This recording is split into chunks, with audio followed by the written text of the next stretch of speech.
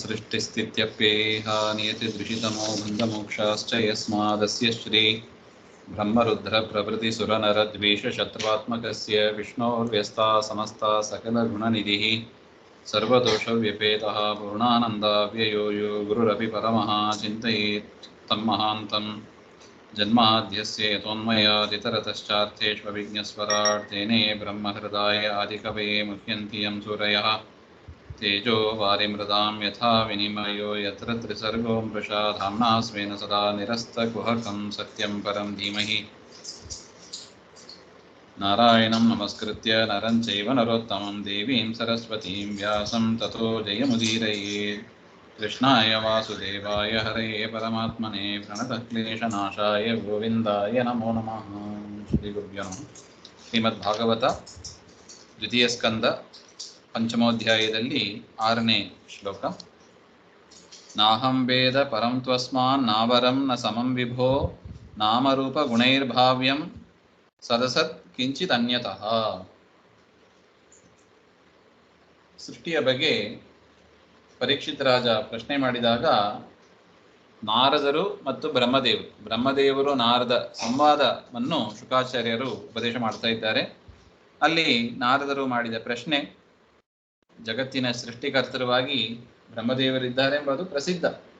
ಯದ್ಯಪಿ ಅಸ್ವತಂತ್ರರು, ಪರಮಾತ್ಮನೇ ಅವರ ಒಳಗಿದ್ದು ಮಾಡಿಸಿದ್ದಾನೆ, ಆದರೂ ಲೋಕದ ದೃಷ್ಟಿಯಿಂದ ಕಾಣುವಂತೆ ಸೃಷ್ಟಿಯನ್ನು ಮಾಡಿದವರು ಬ್ರಹ್ಮದೇವರು ಅಂತ.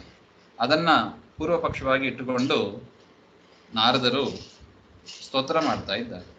ಏವಂ ಬ್ರಹ್ಮಣಃ ಏವ ಸೃಷ್ಟಿಯಾದಿ ಕಾರಣತ್ವ ಉಪಪಾದ್ಯ ತದನ್ಯಸ್ಯ ಕಾರಣತ್ವ ದೂಷಯತಿ. ಚತುರ್ಮುಖ ಬ್ರಹ್ಮದೇವರೇ ಸೃಷ್ಟಿ ಮಾಡಿದ್ದಾರೆ, ಬೇರೆಯವರಲ್ಲ ಎಂಬುದನ್ನ, ಬೇರೆಯವರು ಮಾಡಿಲ್ಲ ಎಂಬುದನ್ನ ಹೇಳ್ತಾ ಇದ್ದಾರೆ. ನಾಹಂ ಇತಿ ನಾಮರೂಪ ಗುಣೈರ್ ಮನುಷ್ಯ ತಿರ್ಯಗಾದಿ ನಾಮ್ನಾ ದ್ವಿಚತುಷ್ಪತ್ವಾದಿ ರೂಪೇಣ ಶುಕ್ಲಕೃಷ್ಣಾದಿ ಗುಣೈಃ ತದ್ವಿಶಿಷ್ಟತೆಯಾ.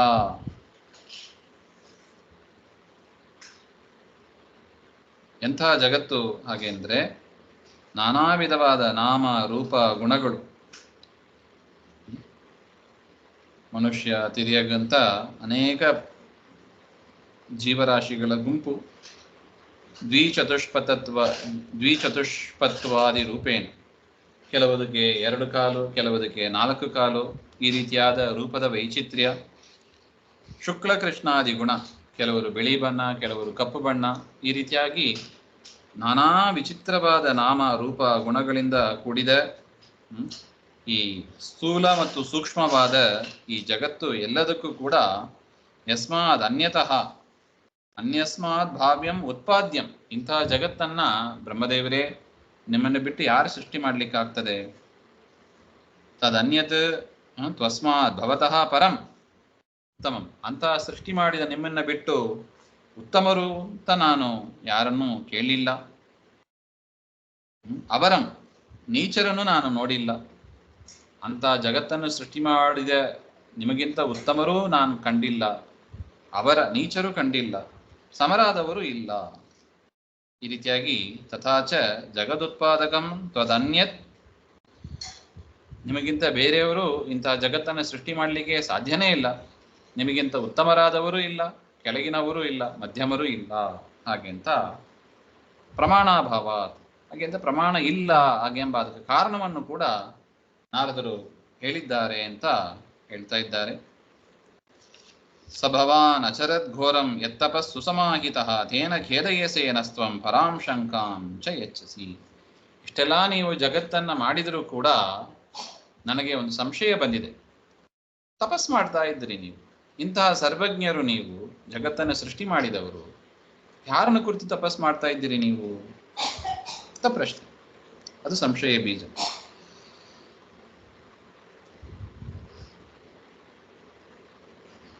ತ್ವಯಿ ಅನಲಂ ಬುದ್ಧಿಂ ಪ್ರಾಪಯಸಿ. ನೀವು ತಪಸ್ ಮಾಡೋದನ್ನು ನೋಡಿದರೆ ನಿಮ್ಮಲ್ಲೂ ಕೂಡ ಏನೋ ಇನ್ನು ತಿಳ್ಕೋಬೇಕಾದ ವಿಷಯ ಇದೆ ಹಾಗೆ ಅಂತ ಅನಿಸ್ತಾ ಇದೆ. ಆ ಶಂಕೆ ನನಗಿದೆ. ಶಂಕಾಂಶ ಹೆಚ್ಚಿಸಿ. ನೀವು ತಪಸ್ ಮಾಡಿ ನಮಗೆ ಆ ಶಂಕೆಯನ್ನು ಕೂಡ ಕೊಡ್ತಾ ಇದ್ದೀರಾ, ಅದರಿಂದ ನಮಗೆ ಅದನ್ನು ತಿಳಿಸಿಕೊಡಿ ಅಂತ. ಏತನ್ಮೇ ಪೃಚ್ಛತ ಸರ್ವಂ ಸರ್ವಜ್ಞ ಸಕಲೇಶ್ವರ ವಿಜಾನೀಹಿ ಯಥೈವೇದತ್ ಅಹಂ ಬುದ್ಧಿಯೇ ಅನುಶಾಸಿತಃ. ಅದಕ್ಕಾಗಿ ನಾನು ನಿಮ್ಮನ್ನ ಈ ಪ್ರಶ್ನೆಯನ್ನು ಮಾಡ್ತಾ ಇದ್ದಾನೆ. ಸರ್ವಜ್ಞರಾದ ನೀವು, ಸಕಲೇಶ್ವರರು, ಎಲ್ಲರಿಗೂ ಸ್ವಾಮಿಯಾದವರು ನೀವು. ಹಾಗೆ ಅದರಿಂದ ನಮಗೆ ಒಳ್ಳೆಯ ಶಿಕ್ಷಣೆಯನ್ನು ಮಾಡಿ, ನಮಗೆ ಸರಿಯಾಗಿ ಅರ್ಥ ಆಗುವಂತೆ ಪುರಾಣವನ್ನ ತಿಳಿಸಿಕೊಡಿ. ಹಾಗೆ ಇದರ ಮೇಲೆ ಒಂದು ಪ್ರಶ್ನೆ. ನಾರದರು ಬ್ರಹ್ಮ ಅಂದ್ರೆ ಚತುರ್ಮುಖ ಬ್ರಹ್ಮ ಅಂತ ಯಾಕೆಂದ್ರೆ ವೇದಗಳಲ್ಲಿ ಬ್ರಹ್ಮ ಸೃಷ್ಟಿ ಮಾಡಿದ್ದು ಅಂತ ಇದೆ. ಬ್ರಹ್ಮ ಅಂದ್ರೆ ಯಾರು? ಚತುರ್ಮುಖ ಬ್ರಹ್ಮದೇವರೇ ಪ್ರಸಿದ್ಧ. ಹಾಗೆ ಅಂತ ಹೇಳಿದರೆ ಇಲ್ಲ. ವೇದಾದಿಗಳಲ್ಲಿ ಬ್ರಹ್ಮ ಶಬ್ದವನ್ನು ಯಾರಿಗೆ ಹೇಳಿದ್ದಾರೆ? ಬ್ರಹ್ಮ ಶಬ್ದವನ್ನು ವಿಷ್ಣುವಿಗೆ ಹೇಳಿದ್ದಾರೆ. ಸೊ ಅದರಿಂದ ಬ್ರಹ್ಮ ಅಂದ್ರೆ ವಿಷ್ಣು ಅಂತ ಪ್ರಸಿದ್ಧ ಇದೆ. ಹಾಗಿರುವಾಗ ಬ್ರಹ್ಮ ಅಂದ್ರೆ ಚತುರ್ಮುಖ ಬ್ರಹ್ಮ ಅಂತ ಅರ್ಥ ಮಾಡಿಕೊಂಡು ನಾರದರು ಈ ಪೂರ್ವ ಪಕ್ಷವನ್ನಾದರೂ ಹೇಗೆ ಮಾಡಿದ್ರು ಹಾಗೆ ಅಂತ ಒಂದು ಪ್ರಶ್ನೆ. ಕುತೋಯಂ ಪೂರ್ವಪಕ್ಷ ಇತ್ಯತಃ ತದು ಉಪಪಾದನಾಯ ಪ್ರಮಾಣಮಾಹ. ಈ ಪೂರ್ವಪಕ್ಷ ಹುಟ್ಟೋದಕ್ಕೆ ಒಂದು ಪ್ರಮಾಣ ಇದೆ ಅಂತ. ತ್ವದಧೀನ ಇತಿ.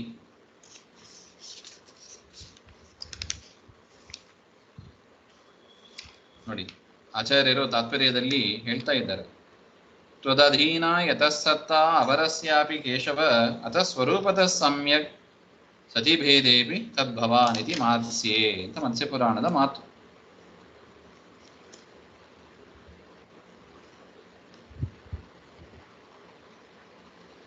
ಏಕಸೃಜಸಿ ಇತ್ಯಾದಿನ ನಾರದೇನ ಬ್ರಹ್ಮಾಣಂ ಪ್ರತಿ ತ್ವಮೇವ ಈಶ್ವರಃ ಇತ್ಯುಕ್ತಂ.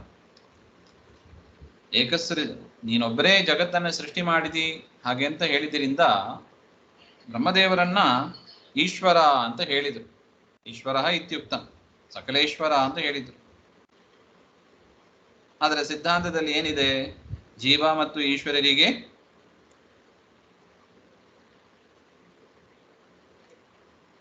ಜೀವೇಶ್ವರ ಭೇದ ಇದೆ.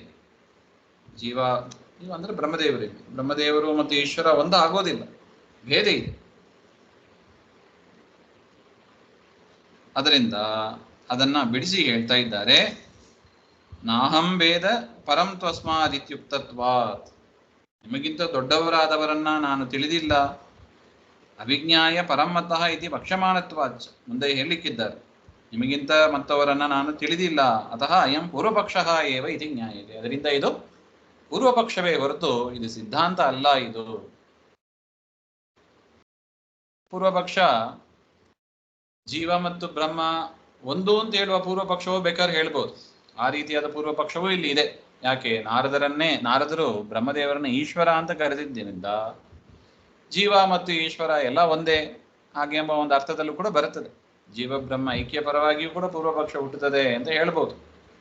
ಒಂದು ಬ್ರಹ್ಮದೇವರು ಉತ್ತಮರು ಅಂತ ಹೇಳ್ಬೋದು, ಅಥವಾ ಜೀವ ಬ್ರಹ್ಮ ಒಂದು ಎನ್ನುವುದು ಪೂರ್ವಪಕ್ಷ, ಆ ರೀತಿಯಲ್ಲೂ ಕೂಡ ಹೇಳ್ಬೋದು. ಅದರಿಂದ ಒಟ್ಟು ಇಲ್ಲಿ ನಾರದರು ಹೇಳಿದ್ದು ಪೂರ್ವಪಕ್ಷವೇ ಹೊರತು ಇದು ಸಿದ್ಧಾಂತ ಅಲ್ಲ ಅಂತ ಆಚಾರ್ಯರು ನಮಗೆ ಮನವರಿಕೆ ಮಾಡ್ತಾ ಇದ್ದಾರೆ. ಈ ಮಾತನ್ನು ಕೇಳಿ ಬ್ರಹ್ಮೋವಾಚ, ಬ್ರಹ್ಮದೇವರು ಹೇಳಿದರಂತೆ, ಸಮ್ಯಕ್ ಕಾರಣಿಕಸ್ಯೇದಂ ವತ್ಸ ತೇ ವಿಚಿಕಿತ್ಸಿತಂ ಯದಹಂ ಚೋದಿತ ಸೌಮ್ಯ ಭಗವದ್ ವೀರ್ಯ ದರ್ಶನೆ.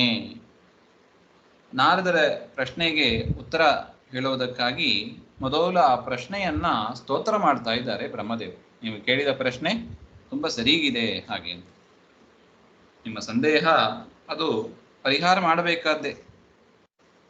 ಸಂದೇಹದಿಂದ ಬಂದ ಪ್ರಶ್ನೆ ಅದು, ಸಂದೇಹ ಮೂಲ, ಅದರಿಂದ ಬಂದ ಪ್ರಶ್ನೆ ಇದು. ಇದರಿಂದ ಏನಾಗ್ತದೆ? ಈ ಒಂದು ಸಂಶಯದಿಂದ, ಈ ಒಂದು ಪ್ರಶ್ನೆಯಿಂದ ಪರಮಾತ್ಮನ ತತ್ವವನ್ನ ಸರಿಯಾಗಿ ತಿಳಿಯುವ, ಜಗತ್ತಿಗೆ ಹಚ್ಚುವ ಆ ಒಂದು ಪ್ರಕಾಶವನ್ನ, ಪರಮಾತ್ಮನ ಕುರಿತಾದ ಆ ಜ್ಞಾನವನ್ನ ಜಗತ್ತಿಗೆ ಕೊಡುವ ಒಂದು ಅವಕಾಶ ಸಿಗ್ತದೆ. ಅದರಿಂದ ಅಂತಹ ಪರಮಾತ್ಮನಿಂದ ನಾನು ಪ್ರೇರಿತನಾಗಿದ್ದೀನಿ. ಈ ಮಾತುಗಳನ್ನೆಲ್ಲ ಹೇಳೋದಕ್ಕೆ ನಾನು ಸ್ವಂತವಾಗಿ ಹೇಳಲಿಕ್ಕೆ ಆಗೋದಿಲ್ಲ. ಈ ವಿಷಯವನ್ನು ನೀವು ಸಂದೇಹವನ್ನು ರೈಸ್ ಮಾಡಿದ್ದರಿಂದ ಪರಮಾತ್ಮನ ಕುರಿತಾದ ವಿಚಾರವನ್ನ ಪರಮಾತ್ಮನ ಪ್ರೇರಣೆಯಿಂದ ನಾನು ಇದನ್ನು ಹೇಳ್ತಾ ಇದ್ದೀನಿ ಅಂತ. ಲೋಕೋಪಕಾರಸ್ಯೈವ ಇದಂ, ಈ ಒಂದು ಸಂವಾದ ಲೋಕಕ್ಕೆ ಉಪಕಾರವಾಗ್ತದೆ. ಅದರಿಂದ ಲೋಕದ ನಿಮಗೆ ಗೊತ್ತಿಲ್ಲ ಅಂತ ಇಲ್ಲ, ನಿಮಗೆ ಗೊತ್ತಿದೆ, ಆದರೂ ಲೋಕದ ಜನರ ಒಂದು ಕರುಣೆಯಿಂದ ಅವರ ಮೇಲೆ ಕರುಣೆ ಇಟ್ಟು ನೀವು ಈ ಪ್ರಶ್ನೆಯನ್ನು ನೀವು ಮಾಡಿದ್ದೀರಿ ಅಂತ ಹೇಳ್ತಾ ಇದ್ದಾರೆ. ನಾನೃತಂ ಬತ ತಚ್ಚಾಪಿ ಯಥಾ ಮಾಂ ಪ್ರಬ್ರವೀಷಿ ಭೋಃ ಅವಿಜ್ಞಾಯ ಪರಂ ಮತ್ತ ಏತಾವತ್ವಂ ಯತೋ ಹಿ ಮೇ. ಹಾಗೆ ಎಷ್ಟು ಒಳ್ಳೆ ಅರ್ಥ ಹೇಳ್ತಾರೆ ನೋಡಿ. ತ್ವಂ ಏಕಃ ಸೃಜಸಿ ಇತ್ಯಾದಿ ನಾರದರು ಹೇಳಿದರು ಹಿಂದೆ, ನೀವೊಬ್ಬರೇ ಸೃಷ್ಟಿಯನ್ನ ಮಾಡಿದ್ದೀರಿ ಹಾಗೆ ಅಂತ. ಹಾಗಂತ ನೀವೇನು ನಾರದರು ನೀವೇನು ಪ್ರಶ್ನೆ ಏನು ಹೇಳಿದ್ರಲ್ಲ, ತದ್ ಅನೃತಂ ನ ಕಿಂ, ಅದು ಸುಳ್ಳಲ್ಲವೇ ಅಂದ್ರೆ ಆಕ್ಷೇಪದ ಅರ್ಥ ಅಂತ. ನ ಅನೃತಂ ವಾಕ್ಯದಲ್ಲಿ ನ ಅನೃತಂ ಅಂದ್ರೆ, ಅನೃತಂ ಅಂದ್ರೆ ಸುಳ್ಳು, ನ ಅನೃತಂ ಅಂದ್ರೆ ಸುಳ್ಳಲ್ಲ ಅಂತ. ಸುಳ್ಳಲ್ಲ ಅಂತ ಅದು ಅದು ಆನ್ಸರ್ ಅಲ್ಲ, ಅದು ಸುಳ್ಳಲ್ಲವಾ ಹಾಗೆ ಅಂತ ಅದು ಆಕ್ಷೇಪದ ಅರ್ಥ ಅಂತ ಬರೀತಾರೆ ಆಚಾರ್ಯರು. ನಾನೃತಂ ಇತಿ ಆಕ್ಷೇಪ, ಅದು ಆಕ್ಷೇಪ, ಅದು ನಿರಾಕರಣಂ ನ ಸ್ತುತಿ ಇತ್ಯರ್ಥ. ಅದು ನಿರಾಕರಣೆ ಮಾಡ್ತಾರೆ ಹೊರತು ಅದು ಸ್ತುತಿ ರೂಪವಾದದ್ದು ಸ್ತೋತ್ರ ರೂಪವಾದದ್ದಲ್ಲ ಅಂತ ಹೇಳ್ತಾ ಇದ್ದಾರೆ. ಅದರಿಂದ ನಾನೇ ಸೃಷ್ಟಿ ಮಾಡಿದ್ದೀನಿ ಅಂತ ನೀ ಏನು ಹೇಳಿದಿ ಸುಳ್ಳಲ್ವಾ ಅದು ಹಾಗೆ ಅಂತ ಅರ್ಥ. ಅಟ್ ಮಾತ್ರ ಅಲ್ಲ, ಯಚ್ಚ ಮತ್ತಃ ಪರಮ ಅಧಿಕಂ ಅವಿಜ್ಞಾಯ ನಾಹಂ ವೇದ ಪರಂ ತ್ವಸ್ಮಾತ್, ನಿಮಗಿಂತ ದೊಡ್ಡವರಿಲ್ಲ ಹಾಗೆ ಅಂತ ನೀ ಏನು ಹೇಳಿದಿ ಅದು ಕೂಡ ಅನೃತಂನ ಕಿಂ, ಅನೃತ ಅದು ಕೂಡ ಸುಳ್ಳಲ್ಲವೇ ಅಂದ್ರೆ ಏನರ್ಥ? ಸುಳ್ಳೇ. ತದಪ್ಪಿ ಅನೃತಮೇವ, ನನಗಿಂತ ಉತ್ತಮರಾದವರು ಮತ್ತೊಬ್ಬರು ಇಲ್ಲ ಅಂತ ನೀ ಏನು ಹೇಳಿದಿ ಅದು ಕೂಡ ಸುಳ್ಳೇ. ಯಾಕೆ ಹಾಗೆಂದ್ರೆ ಅಪಿ ಗರ್ಹಾಯಾಮ್ ಗರ್ಹಿತತ್ವ ನಿಂದಿತತ್ವ, ಆ ರೀತಿಯಾದ ಒಂದು ಚಿಂತನೆ ಅದು ನಿಂದಿತವಾದದ್ದು ಅಂತ ಹೇಳ್ತಾ ಇದ್ದಾರೆ.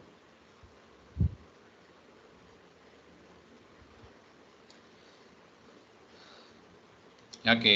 ಎಲ್ಲವೂ ಕೂಡ ಪರಮಾತ್ಮನ ಅಧೀನ. ಪರಮಾತ್ಮನ ಅಧೀನದಲ್ಲಿ ನಾನು, ಜಗತ್ತು ಎಲ್ಲವೂ ಇದೆ. ಇದು ಶ್ರುತ್ಯಾದಿಯಿಂದ ವೇದಗಳಲ್ಲಿ ಪ್ರಸಿದ್ಧವಾಗಿದ್ದ ಒಂದು ವಿಚಾರ ಹಾಗೆ ಅಂತ ಬ್ರಹ್ಮದೇವರು ಹೇಳ್ತಾ ಇದ್ದಾರೆ. ಇನ್ನು ಮುಂದೆ ಉತ್ತರ ಕೊಡ್ತಾ ಇದ್ದಾರೆ, ಅದೇನೆಂಬುದನ್ನು ಮತ್ತೆ ನೋಡೋಣ. ಶ್ರೀಮಧ್ವಾಂತರ್ಗತ ಶ್ರೀಕೃಷ್ಣ ಆತ್ಮಮಸ್ತು. ಶ್ರೀ ಹರೇ ನಮಃ.